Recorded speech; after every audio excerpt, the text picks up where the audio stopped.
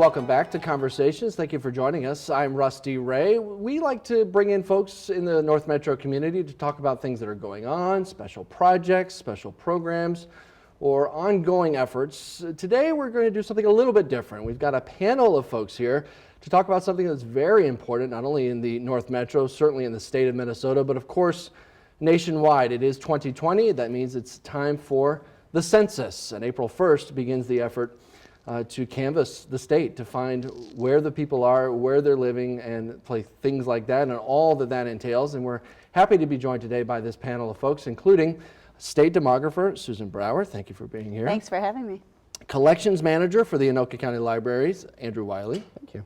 And this gentleman we see down here, you may or may not recognize him. He does have superpowers. It is Census Man, but otherwise known as Dean Goldberg, Circle Pines City Council member. Thank you for being here. You're welcome. Good morning. And thank you for dressing up for us. We will talk about that here in just a moment, but we want to start on the state level with Susan Brower. And Susan, I know that you've spent a lot of time talking to a lot of people about the census and what it means for Minnesota. What have you been saying? Why are you putting forth this effort to get the word out about Census 2020? So we're really we're really emphasizing why the census is important to Minnesota communities. It really is important at the local level that we get a good census count, and so we're describing to people why that is. It's used for political representation, so when we go after the census to redraw political districts, we need to have a good count to make sure that the representation that we all have in St. Paul and in Washington, D.C. is fair and equal across all the districts. And then the census is used for funding community programs.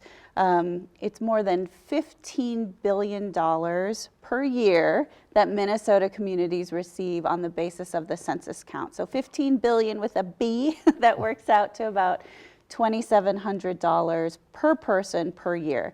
So a tremendous amount of money is brought to Minnesota on the basis of this count.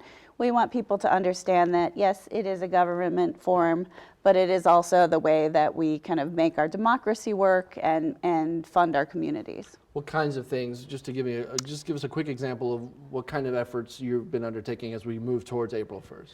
So we're doing a lot of speaking engagements, like you said, but we're also trying to get information and tools into the hands of folks so that they can do their own outreach. When people talk about the census and learn about the census, it is best learned from people that they already know and trust. You can listen to the lady from the state, or you can listen to the Census Bureau, but when you hear it from someone that you go to church with, or your children's principal, or any number of institutions or organizations, when you hear it from people you already know and trust, it's a message that resonates more. And so we're really doing a lot to make sure that the print materials and videos and all the kinds of things that people might need to spread the word are out there in the world. Okay, all right, thank you very much. Yeah. We want to shift now to the county level, and Andrew Wiley from the Anoka County Libraries. This idea for this little panel, this show, started when we had a conversation several months ago. We were out doing a story for North Metro TV, but you were telling me about efforts that the county library system is putting into place to be a resource for Anoka County residents. Talk to me a little bit about what that's going to look like and why the library may be a good fit for that.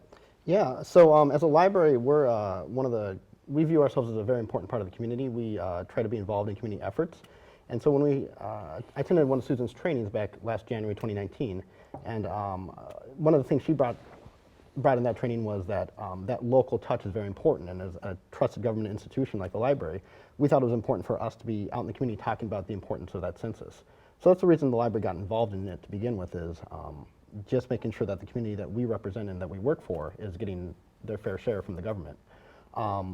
So what the library is doing around that is we've been training all of our librarians, all of our library staff to be assistants with the census form. So if you have a question, you can go to the local library and they'll be able to help you. They're all taking training offered by the state on how to be a questionnaire assistance center, which is a QAC, which is a space where we are designating computers. We are training our staff so that people can get census help there. We're also doing a lot of outreach. So there are city level complete count committees, and we're trying to coordinate some of those efforts as well by being members of the Fridley Complete Count Committee, the Columbia Heights Complete Count Committee, the Coon Rapids Complete Count Committee. So we're trying to bring our ability to connect people and share stories to those organizations as well. So we're doing quite a bit of work around that census. And also, of course, Anoka County, fourth largest county in the state, and right here in the North Metro, a growing county, a lot of demographics and economically and things like that. Anoka County also undertaking some efforts beyond just what the library is doing. Yep, definitely. Anoka County has really taken a stab at communicating with everybody. We are, as a county, putting flyers and property tax mailers that are going out, so every homeowner will be aware of the census going on in 2020, making sure they know they should respond because it does affect them directly. We're also, as a county, putting out information in all government facilities through our messaging systems. So there's a social media effort going on as well. So a lot of avenues the county is taking to get that word out to the citizens. Okay, all right, thanks so much. Dean Goldberg is here, and as we mentioned, his alter ego or whatever is Census Man. And Dean, yeah, it's a lot of fun, and we joke around, and yeah, it gets attention, but it gets attention. We did a story here on North Metro TV. All of a sudden, we see you on other Twin Cities TV stations, and very briefly last fall, you appeared on John Oliver's show on HBO. So what you're doing is getting attention, but why a Circle Pines City Council member? Why are you doing this? What does it mean for Circle Pines specifically for you to appear this way, not just on TV, but at community events, just like I said, the state fair, other things? You're not just in Circle Pines, you're really trying to get the word out. That's true. It's a great question, Rusty. So first of all, the costume was really just designed to bring some levity and humor and interest to what some people might otherwise consider to be a dry topic. And I like to have fun in things that I do, and this brings a level of humor and fun to it. So why is it important to Circle Pines? It's very important to Circle Pines for a number of reasons. First of all, the census, getting an accurate count in the census benefits the Centennial school system in a variety of ways. And people move to Circle Pines because they want to have their kids go to Centennial schools. It's a great school system, and so we want to help them maximize their capacity to do a good job and continue to do a good job. Secondly, Circle Pines benefits directly by getting an accurate census count. For example, Local Government Aid is a source of funding that all cities have available to them, and it's based on the census count. Local Government Aid represents about 15 to 16% of our $2.2 million budget, so it's a big chunk of money. And while we had a pretty good percentage of people filling out the census in 2010, we had an 89% response rate. There's 10% that we lost money, that didn't come to us because they weren't counted. And then the final thing is cities over 5,000 get money from the state for state aid roads. We happen to have 7 of them in Circle Pines, our small, tiny town. And we were a city over 5,000, but in 2010 we fell below 5. So we were fortunate to get an exemption to continue to be allowed to get those funds for those state aid roads, but that may or may not continue into the future, and we want to make sure that we continue to get those funds, which represents about $150,000 to us. It's not peanuts. So those are the major reasons why it's important to the city of Circle Pines. Susan, are you seeing any other efforts kind of like what Dean's doing? Are you seeing anything else other places in the state that similar in terms of enthusiasm or kind of a niche way of getting the word out? Well, I'll say, Dean, you are unique, and I am so happy you're doing this. But there is a lot of enthusiasm. There are folks who are hanging door hangers on doorknobs in apartment buildings. There are folks who are organizing artists to do installations to really bring attention to this. There are really across the state, there are close to 300 what are called complete count committees, which are voluntary committees organized around census outreach, like you were talking about, Andrew. So yes, there is energy and enthusiasm out there. I haven't seen another costume, but I'm super pleased that Dean's doing this. And there's still time. Maybe someone else will don some sort of outfit to get it going. In working with these complete count committees on a community level, Andrew, you mentioned the library is a big part of that. Is it, again, being an additional resource and again being a place for information or maybe even for them to have a meeting? Is it that kind of support? Yeah, that's definitely important. One of the other things we bring is we communicate. Since we're on a lot of different panels like that, we're actually sharing information. So we're telling Blaine or we're telling Fridley that Coon Rapids is thinking about doing this and this is what they're doing, and Columbia Heights is doing this, and the county even had all the CCC members come together and the heads of those groups discuss what they were thinking about doing around the census back in November of last year. It's important to have that concerted effort, to have the county kind of overseeing, but then making sure everybody's on the same page to get this count as accurate as possible. Right, 100%. The county wants to help coordinate those efforts, but they really view that the city level is where they know their communities. They're the place that really should make it happen. So we're just trying to enable that, give them all the information, tools, and resources, and be there to support them. Susan, you touched on this a moment ago, and I'll open this up for everybody, obviously, but we're taping this on the day that the session goes in St. Paul and the lawmakers report and begin the 2020 legislative session. It's an election year for all of them. All of those seats will be up, and then by the end of that term, or in the middle of that term for some of them, these census results could bear different districting and could bear different representation. So the census is important in terms of not only the state level, but of course the federal level too. Are people aware of that? Do people, you say that, and we could say it 100 times here, and you could say it at the state fair, Dean, or you could tell someone at the library, you could tell someone in the articles and the discussions, but do people really understand what that means, do you think? I'll say some people do, but there are a lot of people that just don't think about it. They're busy, they're picking their kids up from school, or doing grocery shopping, doing whatever. Right. You don't actually think about how democracy gets enacted. And this is one of those kind of back scenes things that only comes around every 10 years. But it is one of the things that you can really see the impact of after each census is the redistricting effort and what that means to political power within the state and then in Minnesota relative to other states. Minnesota on a national level could be at risk for losing a seat, losing a representative in the House of Representatives. That's yes? right, yeah. So we're just teetering on the edge. And in 2010, we just barely held on to our 8th district. We were the very last state to receive a seat. There's 435 to give out, and we received the 435th.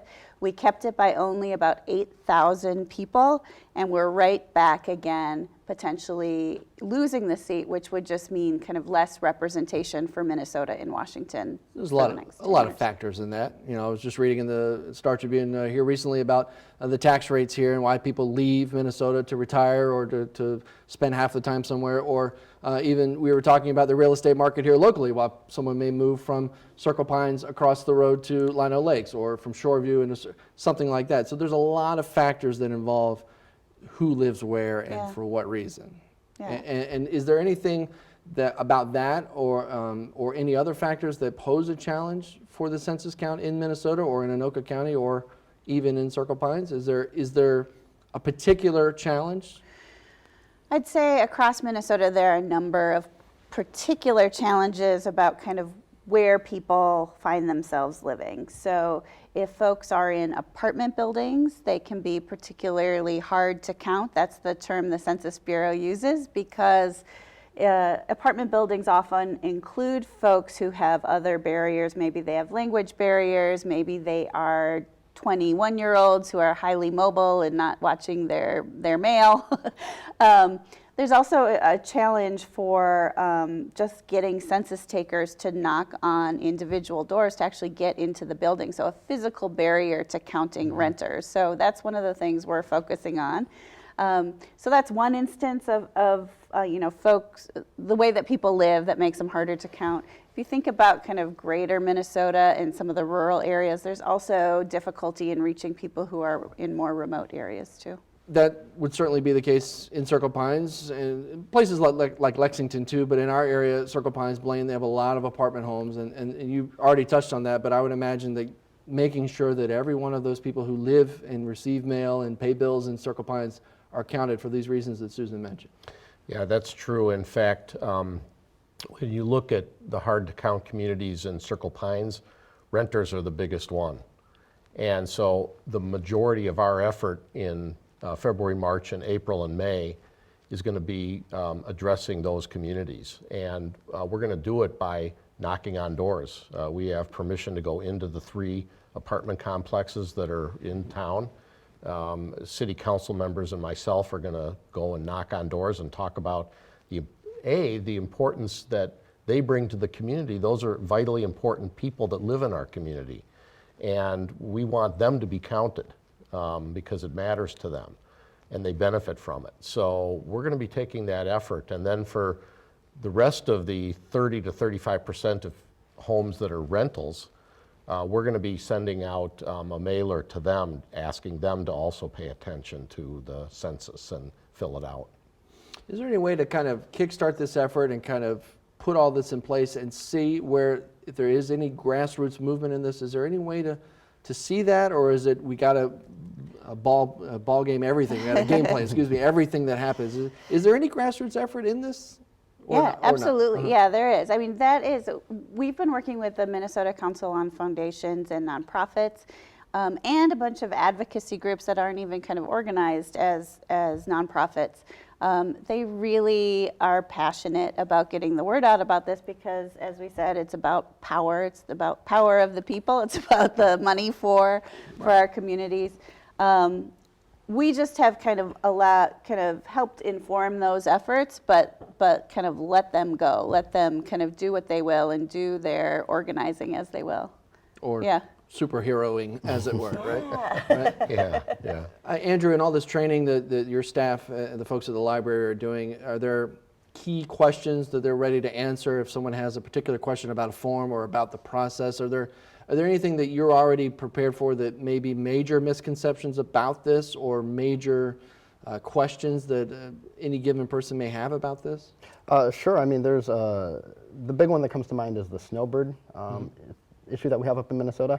That a couple trainings have reiterated that the place you spend the majority of your time is where you should be counted. So our staff have been all are being informed of that.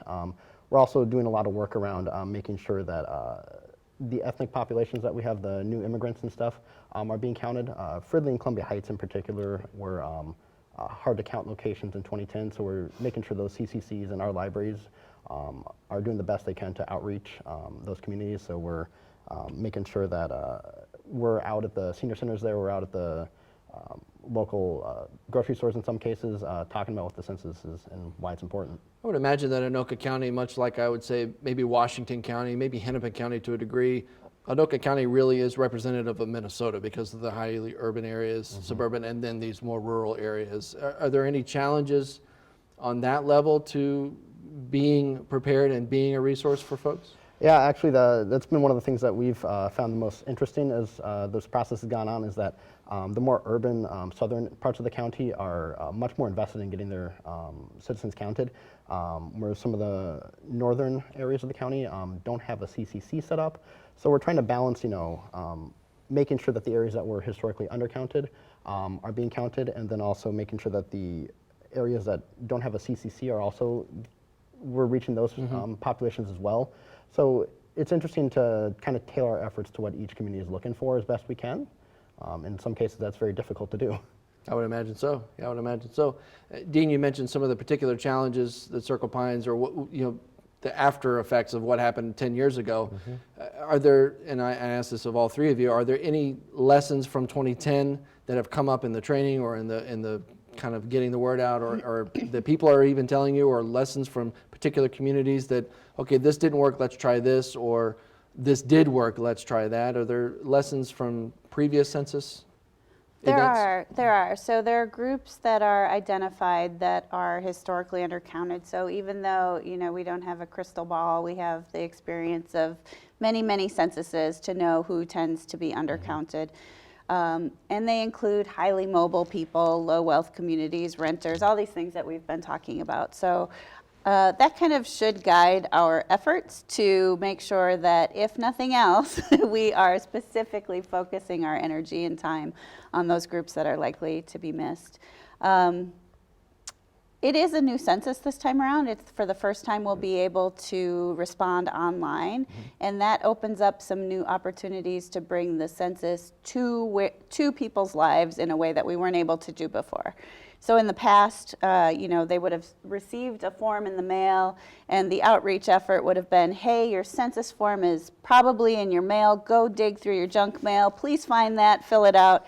This time you can say, well, you know what, the census is here right now, and you can fill it out on this laptop right here. And so that's a really different kind of engagement strategy than we had in the past. At a place like the library? Yeah, definitely. That's actually one of the things we're taking advantage of is we have a large number of mobile hotspots, and we also have laptops, and we are putting those out in the community in March and April to make sure that people are able to, if they're at their local senior center, we will have a station there some periods of the time to help people do the census. And the nice thing is you don't need to have that form anymore. You can just be like, here's the website, where do you live?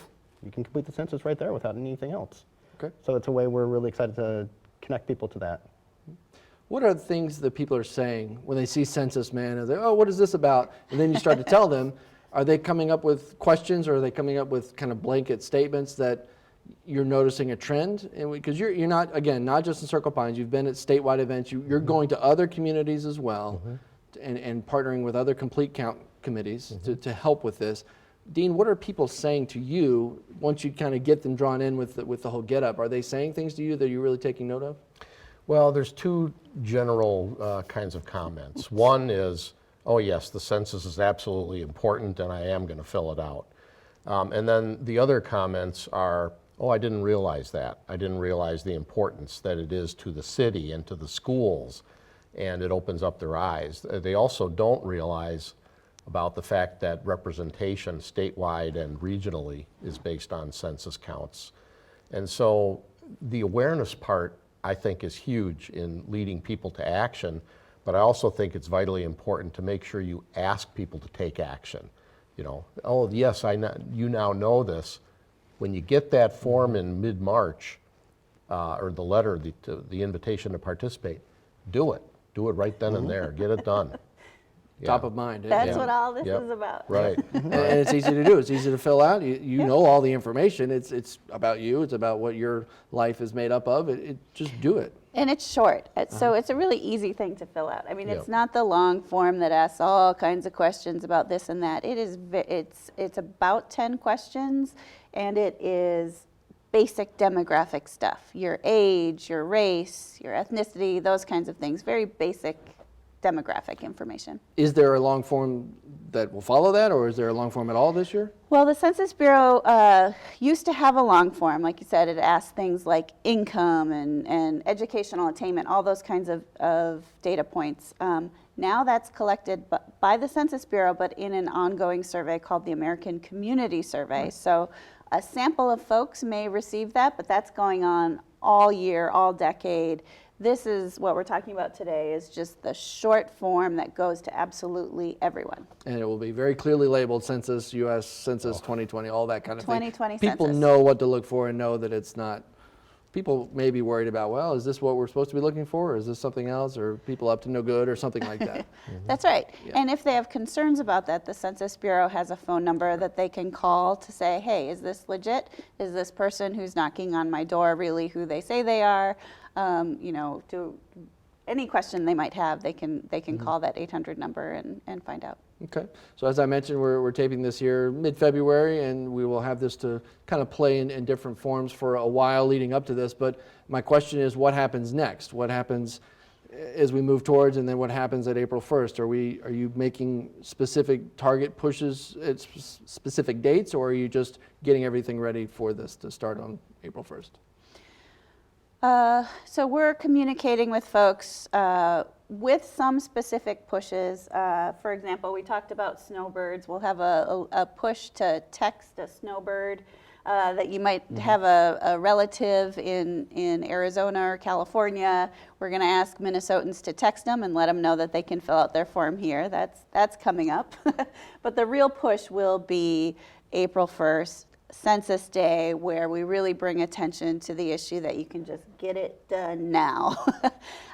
After the census, if people are not filling out their forms, or when people do not fill out their forms, late April, beginning in May is when census takers start coming and knocking on doors. So we want people to be aware at that point that that's the next step. Okay.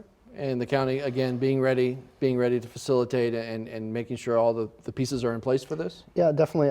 We're discussing that still right now, but one of the plans is that we will, once the initial response rate is done, you'll be able to see that online. And so we're going to tailor some of our outreach based on that. So if there's a low count community, we might send some people to hang out at the senior center there, or maybe mobilize some library story times around that if it's in an area with. Some real-time results almost. Exactly, yeah. Oh, yeah. okay. Be responsive. Very good. People like to see that. Yes. That's more than we got in Iowa the other night, right? In summer, right? So, and Dean, are you, I mean, if you haven't already, you got to be doing like a polar plunge or something, right? As census man, you've got to jump in a lake somewhere, right? I'm not doing that. But are more events leading up, or is it kind of taking an opportunity as you see it, or? Oh, we have a plan that extends into June in terms of activities. And so, we're actually starting now. We're actually doing things now. We're doing everything from going to the library. We're partnering with the library. They have reading sessions twice a week starting in March, and we'll be going there and talking to parents who attend that. We're going to all the winter conferences at all the Centennial schools, or as many as we can get to, and talk to parents and pass information out. We have all kinds of communications going out in newsletters and social media and all of the traditional methods. And then the door knocking is actually starting Monday.